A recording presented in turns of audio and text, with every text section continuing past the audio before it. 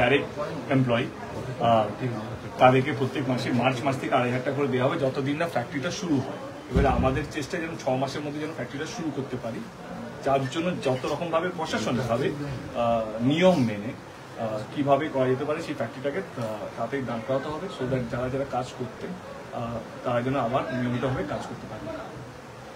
দমকল দেখতে যাওয়ার অভিযোগ উঠেছে, রাত্রে 2:30টার সময় আগুনটা লেগেছে যতদূর আমার কাছে খবর, এবং কালকে আমার সুজিত দাসের সাথে কথা হয়েছে, সুজিত বোস যিনি দমকল মন্ত্রী তার সঙ্গে কথা হয়েছে, এবং তিনি আমাকে বলেছেন যে যখন ওনার কাছে ফোনটা ওনার ডিপার্টমেন্টে ফোনটা আসছে তার 8 ঘন্টার মধ্যেই দমকল পৌঁছে গেছে, এবং আগুনটা যা ভয়ানক ছিল এখনো আগুনটা লেগে আছে আর কি, মানে এখনো 4টে দমকল ইঞ্জিন এখানে সারাক্ষণ 24 ঘন্টা ধরে মোর দ্যান 24 আওয়ার্স এখনো কাজ চলে যাচ্ছে আগুনটা নেভানোর জন্য। সে এটা নিয়ে রাজনীতি করে লাভ নেই, আমরা মানুষের পাশে আছি। সব জিনিস নিয়ে যদি ভোটের বাজার সবাই যদি রাজনীতি করতে শুরু করে, এইটা তো রাজনীতি, মানুষ কিভাবে ভালো থাকবে এই কঠিন সময়ে সেটা আমাদের দেখা উচিত। এটা শুধু আমার দল না, প্রত্যেকটা মানুষের দেখা উচিত, তো সেটাই আমরা করতে এসেছি। দাদা আপনি অভিনেতা, হিরণ অভিনেতা, দুজনেই দুই রাজনীতিতে। কালকে হিরণ গিয়েছিল, এক কথায় রাজ্য সরকার বা আপনার উপরে একটা মানুষের সমস্ত দায়ভার নিতে হবে, স্থায়ী সমাধান করতে হবে, এই টাকা দিয়ে দিয়ে একটাই প্রশ্ন হয়, হিরণ গিয়ে লাভটা কি করবে? হিরণ গেছে, আমি আগের দিন একটা আমি যাই নাকি ছবি তোলার জন্য যাই, আমি বলুন যে কালকে হিরণকে কি করে গেল? কেন্দ্র সরকার তো ওনাদের, শুধু আমাকে নিয়ে উচ্চবাচ্য কথা বলে এলো, রাজ্য সরকারকে নিয়ে উচ্চবাচ্য কথা, বাদ বাকি তো কিছুই করেনি আমার যতদূর মনে হয়, আপনাদের সামনে তো ছিল।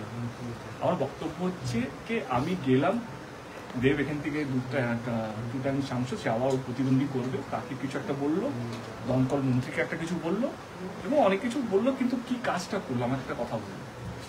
আমরা এইটা এমন একটা সময় যেখানে হাজারখানেক মানুষ ডাইরেক্ট ইনডাইরেক্ট তারা তাদের চাকরি হারিয়েছে, এবং আমার মনে হয় ওনার তো দল খুব শক্তভাবে কেন্দ্র সরকারে আছে। আমার মনে হয় কি দুটো আমারই ইন্ডাস্ট্রি, মানে আমারই অভিনেতা বন্ধু দুজন যদি একই ইন্ডাস্ট্রি যদি একটা ঘাটালে হয়, আমি রাজ্য সরকার থেকে আজকে হেল্প নিয়ে এলাম, আজকে তো 2,500 টাকা করে প্রত্যেক মাসে, এবং ফ্যাক্টরিটা কিভাবে 6 মাসের মধ্যে শুরু করতে হবে সেটা দিদির সঙ্গে কথা বলে সেই টাকাগুলোর লিস্টগুলো চলে গেছে। আমার বক্তব্য হচ্ছে উনিও তো কেন্দ্র সরকারের একজন প্রতিনিধি, তো উনি কি নিয়েছেন কেন্দ্র সরকার থেকে, এই প্রশ্নটা আমি কি করতে পারি না? রাজ্য সরকারের কাছে কতটুকুই টাকা আছে? কেন্দ্র সরকারের কাছে তো প্রচুর টাকা আছে, সে তো সেই জায়গা থেকে তো বলতে পারতো ঠিক আছে আমি দেখছি দেব যদি নাই বা আসুক আমি আছি, আমি ফোন করছি, আমি কিভাবে করতে হবে, দ্রুত যেমন শুরু করতে হবে, একটাও কি কথা বলেছি? রাজনীতি এমন একটা জায়গায় চলে গেছে এখন, কে কিভাবে আমি অন্যকে ছোট করব, কিভাবে আগে চোর তকমাটা দিয়ে দিই, প্রমাণ হোক বা না হোক সেটা পরে দেখার কথা। আমি 10 বছর ধরে ঘাটালে সেই শান্তির বার্তাটা দিয়ে এসেছি, আমার মুখে তোমরা অনেকেই আমাকে 10 বছর ধরে চেনে, আমি এমন কোনো উচ্চবাচ্য কথা বলিনি যে বিরোধী দল নেতা বা তাদের কর্মীদেরকে আমি ছোট করেছি, এবং এমন কোনো জায়গা আমি যেখানে আমার দলের মনে হয়েছে খারাপ হয়েছে সেইখানেও কি কথা বলেছি, মানে মিঠুন চক্রবর্তী নিয়ে যখন ঝামেলাটা হলো তখনও আমি লড়াই করেছি আমার দলের সাথে। তো আমার কাছে হচ্ছে মানুষকে কিভাবে ভালো রাখা যায়, আমি প্রথম বলেছিলাম উপরে সবাই ভালো আছে, আপনারা প্লিজ লড়বেন না, আমি এখনো সেই মানুষটাই আবার লড়ছি, আমি সেই মানসিকতা নিয়েই লড়তে এসেছি যে আমার কাজ হচ্ছে মানুষকে ভালো রাখা, মানুষকে শান্তিতে রাখা, নয় কে উচ্চবাচ্য কথা বলে কর্মীদের মধ্যে লড়াই শুরু করে দেওয়া। ঘাটাল খুব শান্তিপূর্ণ একটা জায়গা, শিক্ষিত মানুষের জায়গা, প্রচন্ডভাবে মানুষ এখানে ভালো শান্তিতে থাকতে ভালোবাসে, সেই জায়গাটাকে আমি যেই আসুন না কেন প্রতিদ্বন্দ্বিতা করতে, কারণ ইলেকশনে যে যত বেশি চিৎকার করবে তার কথা বেশি দূর পৌঁছয়, আমি চিৎকার করতে ভালোবাসি, আমি কাজ করে শান্তিতে থাকতে ভালোবাসি। আমার মনে হয় কি ঘাটালে 10 বছরে আমি আপ্রাণ চেষ্টা করেছি যে ঘাটালের প্রদূষণটা যেন কেউ কথাবার্তা দিয়ে নষ্ট না করে। আমার মনে হয় কি ঘাটালে মানুষ খুব সহজ সরল, মানুষের কাছে যান, আপনি কি করবেন, আপনার দল কি করবেন সেটা বললেই মানুষ এমনি দুহাত তুলে আশীর্বাদ করবেন। একটা কথা 2.5 বছর ধরে একই কথা বলে যাচ্ছেন যে দেব চুরি করেছে, গুড়ি চুরি করেছে, আমি তো এখানে দাঁড়িয়ে আছি, আমি হাসতে হাসতে এডি অফিসে গেছি, হাসতে হাসতে বেরিয়েছি, একটা প্রমাণ নেই কারোর কাছে, কিন্তু উনি বলে যাচ্ছেন এইটা ওটা। আমি এটা রাজনীতির নিয়ম, আমি আপনাদের সামনে একটা কথা বলতে চাইছি, 41টা সিটে কি হবে আমি জানি না, কিন্তু 42 নম্বর সিটে ঘাটাল যেটা 32 নম্বর, সেখানে শান্তিপূর্ণভাবে ইলেকশনটা হবে, এবং মানুষ সম্মান পাবে, যেই আমার সঙ্গে প্রতিদ্বন্দ্বিতা করুক সেও সম্মান পাবে। এইখানে আমরা ওই লড়াইটা করি না, লাস্ট 10 বছর ধরে আপনারা সবাই জানেন। এইখানে কিভাবে সম্মান পেতে হয় মানুষ জানে, কিভাবে কাজ করতে হয় মানুষ জানে, কে কাজ করেছে মানুষ জানে। আজকে আমি পাঁচশোয়া দিয়ে ঘাটালে আসছিলাম, আমার কি ভালো লাগলো, রাস্তাটা কি সুন্দর তৈরি হয়ে গেছে। আমি সেই মানুষটা ছিলাম, ফেসবুকে আমি সরি বলেছিলাম যখন গর্ত মাখা আমাকে ট্যাগ করে কেউ টুইট করেছিল কে ঘাটালে এত গর্ত, আমি সরি বলেছিলাম। আমি বলেছি আমি চেষ্টা করছি 6 মাসের মধ্যে কেন্দ্র সরকারকে, গডকারিজিকে আমি চিঠি পাঠিয়ে উনি অ্যাকসেপ্ট করেছেন এবং আজকে ঘাটালে এই রাস্তাটা তৈরি হয়ে গেছে। এটা তো আপনারা জানেন, ঘাটালে মানুষ অন্তত, আমি হয়তো চিৎকার করি না, আমি হয়তো বলি না আমি কি কাজ করেছি। তাহলে কি এবারে নির্বাচনে দেব জেতার পরে ঘাটাল মাস্টার প্ল্যান হবেই? আমি জিতি বা হারি, ঘাটাল মাস্টার প্ল্যান হবে, কারণ নাহলে আমি রাজনীতি করতাম না। দাদা এখানে হিরণ কেন এই ধরনের কথা বলি, কি মানে ব্যক্তিগত আমার মনে হয় এটা তো হিরণ বলবে।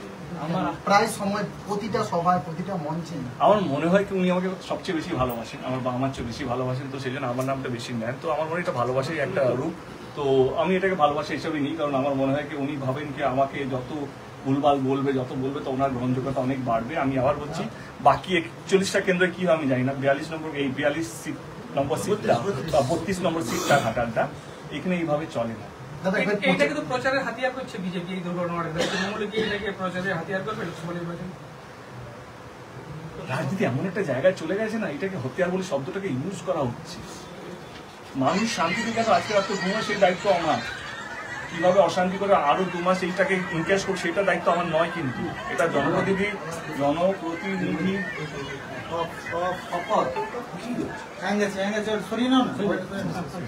জনপ্রতিনিধির কাজ হচ্ছে মানুষকে শান্তিতে ঘুমুন, মানুষ যেন নির্ভয় ঘুমোতে পারে, মানুষ যেন এইটা পায় কি আমার এই যে আমার চাকরিটা চলে গেল আগুন লাগার জন্য, তার জন্য আমার সংসারে কি হবে, আমার বাচ্চাদের স্কুলে পড়ছে বা আমি দিন খাই, সেইটা কি করব, সেইটা যেন আমরা জনপ্রতিনিধি সে যেই দলই হোক না কেন তার কাজ হচ্ছে তার সেটা সুনিশ্চিত করা, মানুষ যেন ভালো থাকে। আমি সেটাই করতে এসেছি, আমি সেটা বিশ্বাস করি, 10 বছর ধরে বিশ্বাস করে এসেছি, এখন সেটার জন্যই সেটাকেই বিশ্বাস করি। হিরণ একটা কথা বলেছে, কেন্দ্রীয় প্রকল্প ঘাটাল মাস্টার প্ল্যান নিয়ে বরাদ্দ করে দিয়েছে, টাকা ক্লিয়ারেন্স দিয়েছে, কিন্তু কেন্দ্রীয় প্রকল্প থেকে কাটমানি নেওয়া যাবে না, তাই ঘাটাল মাস্টার প্ল্যান আটকে আছে, দেবও করতে পারবে না এই মাস্টার প্ল্যান। কি বলবেন? একদম কোট আনকোট এই জন্য একটু পড়াশোনা সবারই দরকার, মানুষের জনপ্রতিনিধির একটু পড়াশোনা করে আসাটা সত্যি খুব দরকার। এই কারণে দরকার, আমার ডিসেম্বর মাসের চিঠি ছিল, আরটিআই প্রথমকে ঘাটাল মাস্টার প্ল্যান নিয়ে কি একটা টাকাও দেয়নি, এটা আমি বুঝি না। তাদের সরকার, কেন্দ্র সরকার বলছে, সেখান থেকে নাকি উনি বলেছেন 800 কোটি টাকা নাকি স্যাংশন হয়েছে, দেব নাকি কাটমানির জন্য আটকে রেখেছে। এটা কে বলতে পারে? এটা সুস্থ মানুষ কি বলতে পারে? আমার মনে হয় কি একটু পড়াশোনা করে আসা উচিত জনপ্রতিনিধির, আমারও পড়াশোনা করে আসা উচিত। আমি কিছু একটা ভুলভাল বলবো তার আগে আমার নিজের ভাবা উচিত কি আমি কি বলতে চাইছি, কারণ একবার কথা বেরিয়ে গেলে সেটা ফেরত আসবে না। এবং আমি যদি 18 লক্ষ মানুষের যদি রিপ্রেজেন্টেটিভ হই, যদি সাংসদ হই 18 লক্ষ মানুষের, তো এখানে শিক্ষিত মানুষরা বাস করে, আপনি কি বলছেন সেটা শুনছে, আর মিথ্যে কথাকে আপনি নির্ভয়ে বলে যাচ্ছেন, যা ইচ্ছে তাই বলেছেন, সেটা মানুষ দেখছে, বুঝতে পারছে। এইবারে যারা এটাকে বিশ্বাস করেন তাদেরকে একটাই কথা বলি, ঘাটাল মাস্টার প্ল্যান নিয়ে একটা টাকাও কেন্দ্র সরকার স্যাংশন করেনি, বরঞ্চ বসেছিল ফাইলটা আটকে।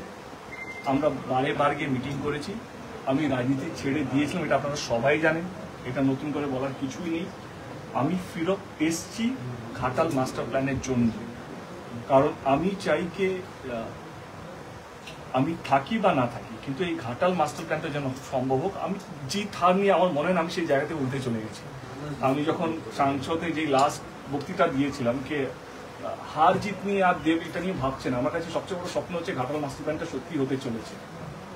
এবং